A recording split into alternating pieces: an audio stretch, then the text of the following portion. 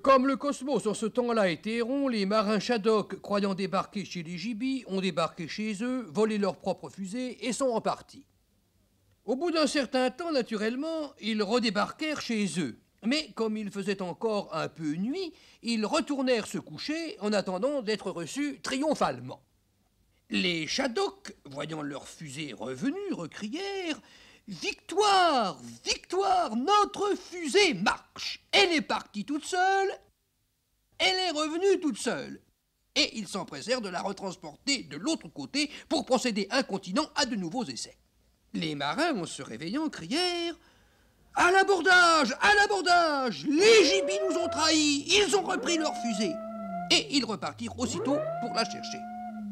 Il va sans dire que la chose dura comme ça pendant assez longtemps. Et pendant que ces pitoyables bestioles tournaient en rond, les gibis cultivaient tranquillement leur jardin et récoltaient des graines d'usine pour les emmener sur la terre. Quand ils plantaient une graine d'usine, la terre se transformait petit à petit en ce qu'il fallait. Tout cela se reliait ou se reliait pas selon ce qui était écrit dans la graine. Et au bout de temps ou tant de saisons, elle donnait, selon les cas, des bananes, des montres suisses, des noix de coco, des barres de fer ou des bulldozers.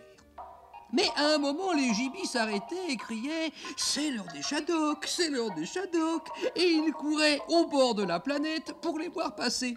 Mais un jour, malheureusement, le jeu cessa. Les Shadok ne passèrent pas et les gibis étaient un peu tristes car ils commençaient à s'y attacher. Qu'étaient devenus les pauvres marins Shadok?